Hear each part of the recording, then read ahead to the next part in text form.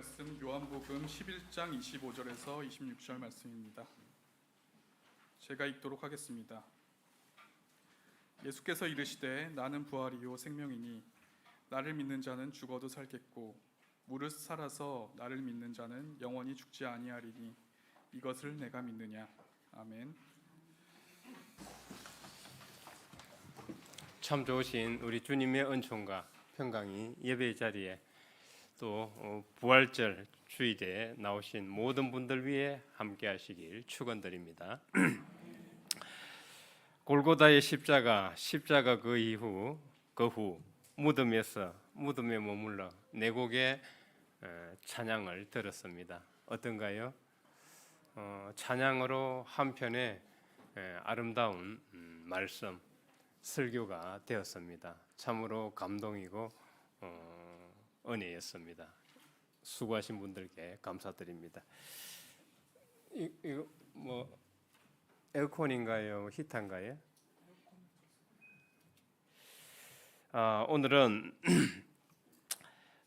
어린이들도 참석해서 어린이들을 위해서 먼저 동영상 하나를 보도록 하겠습니다. 우리 어린이들은 오래 집중을 하지 못합니다. 그래서 먼저 동영상을 보여드리고 시작을 하겠습니다. 동영상 준비되었으면 틀어주시기 바랍니다.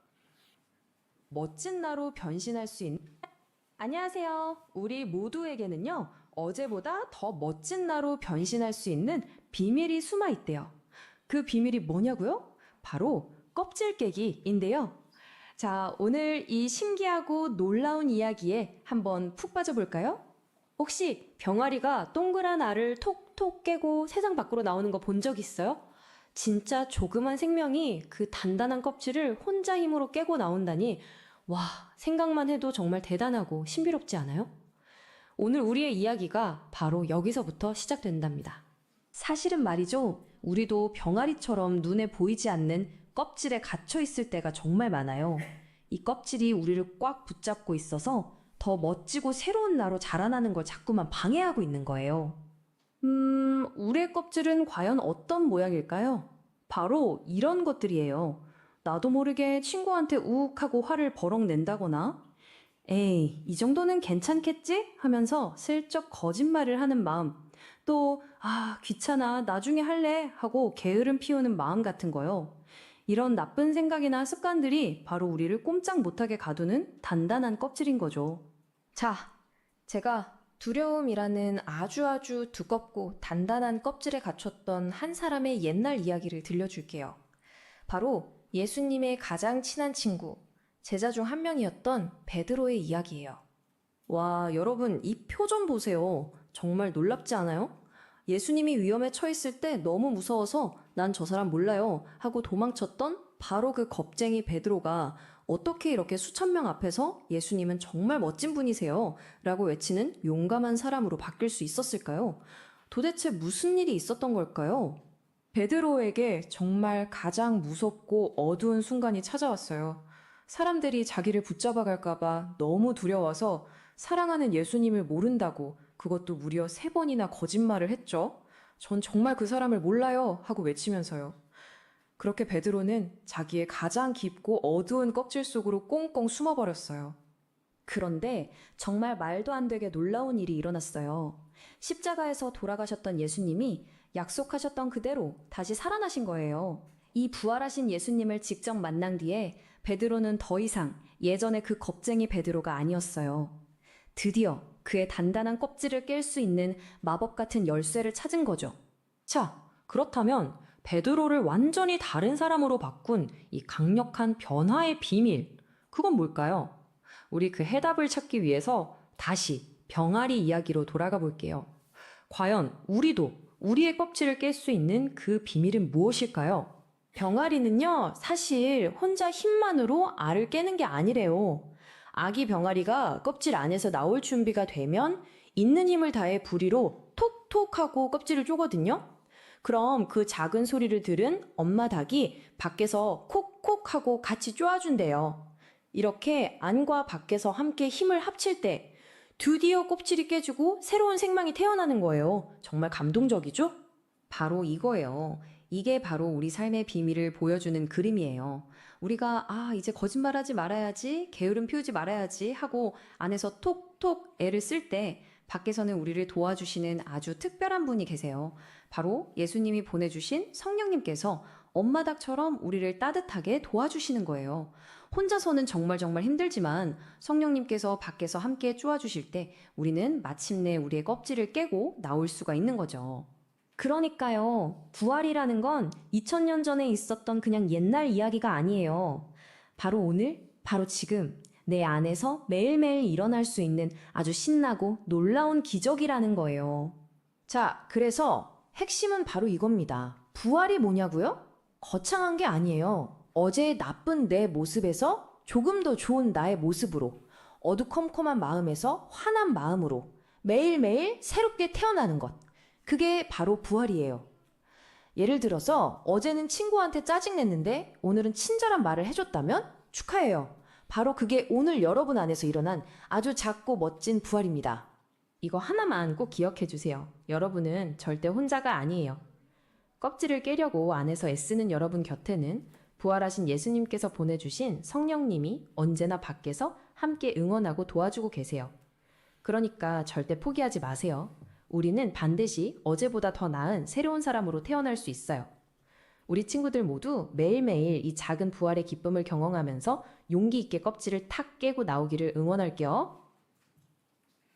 자, 우리 이제 어린이들은 5분짜리 동영상을 봤습니다. 부활에 대해서 제가 뭐 설명을 하려니까 말이 길어질 것 같기도 하고 해서 동영상으로 만들어 봤습니다.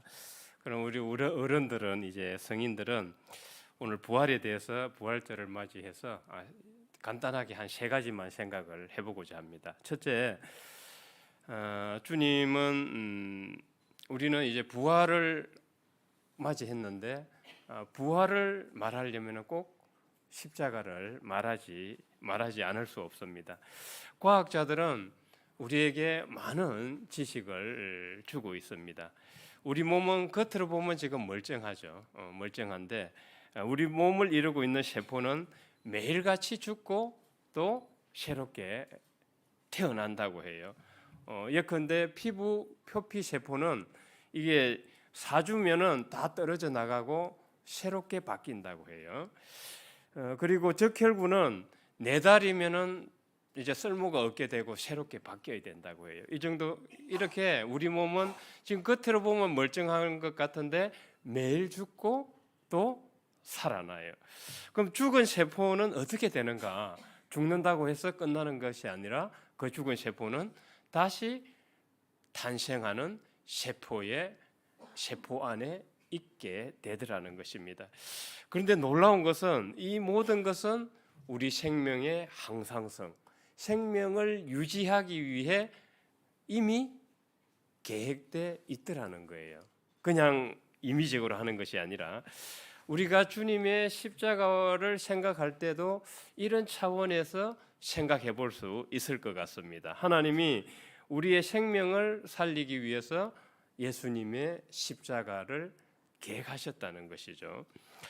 앞서서 말했듯이 우리가 형제를 미워하기도 하고 또 내 자기 중심적으로 모든 것을 생각하고 판단하고 행동하기도 하고 거짓말하고 또 나쁜 마음을 품기도 합니다. 그리고 불의를 보고도 배웠지만은 불의를 보고도 귀찮아서 나한테 피해가 미칠까 봐 지나치기도 합니다. 이렇게 살면은 우리의 영혼은 점점 나쁘게 물들어 가겠죠. 나쁘게 물들어 가면은 지금과 같은 전쟁이 계속 일어나고 사회와 세상에는 살인과 폭력이 있을 수밖에 없게 됩니다. 결국 우리의 영혼이 계속 나쁘게 물들어 가면은 결국 세상과 사회에 생명들이 죽게 된다는 거죠. 그래서 예수님이 나쁘게 물던 우리의 영혼을 다시 살리기 위해서 십자가를 대신 지시고 죽으셔야 했다는 것입니다. 우리의 몸의 세포가 죽고 다시 태어나듯이 예수님이 죽으셔야 우리의 영혼이 다시 태어나듯이 말입니다. 그래서 주님의 십자가는 우연한 비극이 아니라 우리의 영혼을 나쁘게 물들어가는 우리의 영혼을 살리기 위해서 이미 계획된 것이다. 그렇게 될 때 이제 우리가 이 십자가 죽음을 받아들이게 되면은 우리 안에 주님의 생명이 숨쉬게 됩니다. 두 번째로, 그럼 어떻게 주님의 십자가 죽음이 우리의 영혼과 생명을 살리는가 하는 것입니다. 우리 금방 베드로 봤죠. 베드로 봤는데 십자가 전과 후의 베드로는 판이하게 달라집니다.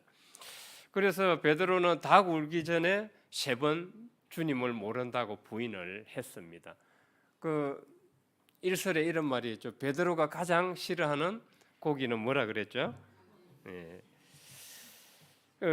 그렇게 예수님을 모른다고 부인하고 도망쳤습니다. 그러니까 겁쟁이였죠. 예수님 십자가 전에는 겁쟁이였어요. 그런 겁쟁이 베드로가 예수님이 십자가 그 후에 죽음 후에는 예수님이 부활하셨을 때는 완전 판이하게 달라지고 용기를 갖게 됩니다. 왜냐하면은 부활하셔서 제자들과 같이 하셨죠. 제자들과 함께 하시고 함께 하신 것으로 끝나는 것이 아니라 제자들에게 주님의 영인 성령을 다 부어 넣어 주셨어요. 베드로에게 주님의 영인 성령이 들어오자 그때부터 겁쟁이 베드로가 아주 용기 있는 사람이 됩니다.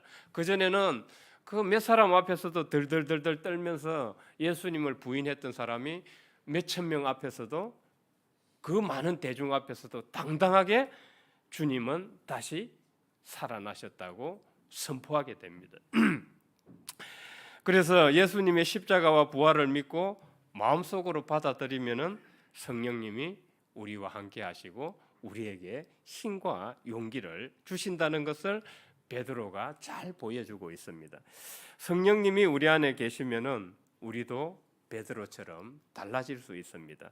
무서운 게 용감해지고 거짓말하던 사람이 정직하게 되고 친구와 형제를 미워하던 사람이 사랑하게 되고 자기 것만 알던 사람이 타인을 도울 줄 알게 되고 불의를 보고 수수방관하고 눈 감고 있던 사람이 불의에 대항하고 저항할 줄 알게 됩니다. 그래서 부활은 온 누리의 기쁜 소식이고 복음인 것입니다. 바로 우리의 영혼을 살리고 그렇게 해서 사회와 세상의 생명을 살리는 것이기 때문입니다.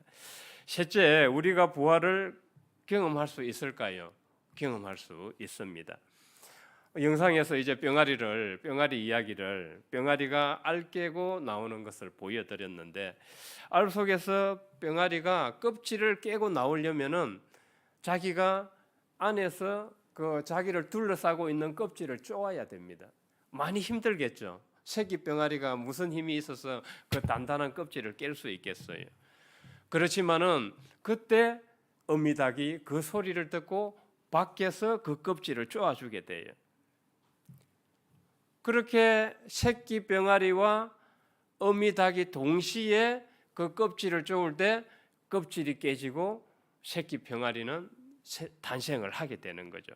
그러면 이렇게 우리 어린이들은 질문할 수 있죠. 하나님이 그냥 다 어미닭이 다 깨주면 될 것을 굳이 뭐 새끼 병아리가 깨도록 기다릴 필요가 있겠나? 쪼도록 기다릴 필요가 있겠나?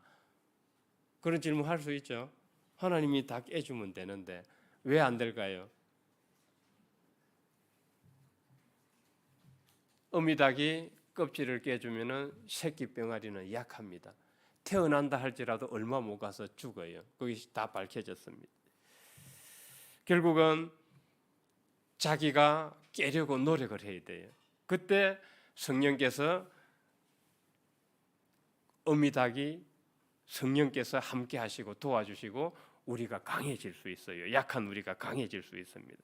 그래서 우리가 우리의 나쁜 습관들을 고치려고 애쓸 때 애쓸 때 그때 우리 안에 계신 성령님께서 우리를 도우셔서 우리를 새롭게 변화시켜 줄 수 있다는 것입니다. 영상에서도 봤듯이 어두운 마음이 밝은 마음으로, 그리고 미움과 증오와 분노가 이해와 용서와 사랑으로, 이것이 바로 우리에게 있어서 부활이 아닐까, 부활의 경험이 아닐까, 그런 생각을 해봅니다. 그래서 위대한 심리학자 칼 융이나 위대한 과학자 아인슈타인은 그런 말을 했다고 합니다. 인간이 이 우주에 혼자 개인적으로 그냥 홀로 뚝 떨어져 존재한다면은 참 어떨까? 어떻겠어요? 어려운 일을 당하고 힘든 일을 당할 때 어떻게 극복할 수 있겠어요? 내가 혼자라면은. 그러나 그들은 말합니다. 가장 큰 축복은 우리가 무언가와 연결되어 있다는 것.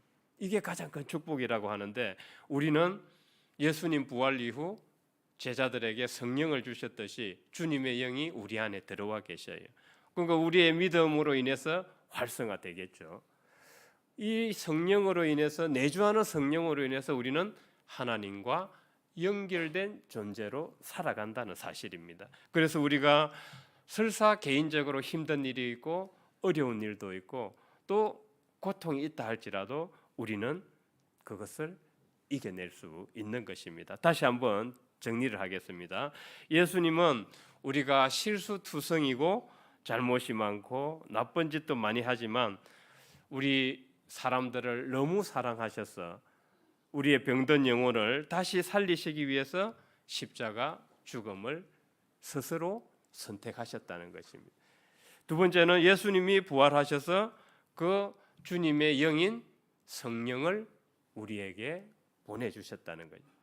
그래서 우리는 하나님과 연결된 존재로 살아가게 되었고, 어렵고 힘든 일이 있어도 우리는 하나님께 기도하고 의지하며 살아갈 수 있게 되었습니다. 셋째, 우리가 나쁜 습관을 고치려고 할 때, 즉 우리도 나의 작은 십자가를 지려고 할 때, 그때 성령의 도움으로 우리는 새롭게 태어나는 그런 부활을 경험할 수 있다는 것입니다. 오늘 부활절을 맞아 이거 하나만 기억해 주시면 좋겠습니다. 예수님은 지금도 우리 안에 살아 계셔서 하나님과 우리를 연결시켜 주고 계시고, 그래서 어렵고 힘든 일도 성령님과 함께하면 이겨낼 수 있고 우리의 나쁜 습관과 행동들도 새롭게 고칠 수 있고 더 좋은 사람으로 변해갈 수 있다는 것입니다. 이것이 오늘 부활이 우리에게 주는 메시지가 아닐까 생각해 봅니다. 우리 모두에게 주님의 부활의 기쁨과 소망이 가득하길 주님의 이름으로 축원드립니다. 부활하신 주님, 부활의 복음이 온 누리에 전해져 영혼이 새로워지고 생명을 살리는 하나님의 나라가 하늘에서 이루어진 것 같이 이 땅에서도 이루어지길 소망합니다. 우리 삶의 순간순간마다 예수님은 지금도 살아계셔서 내 안에 함께 하신다는 그 고백이 흔들리지 않게 하옵소서.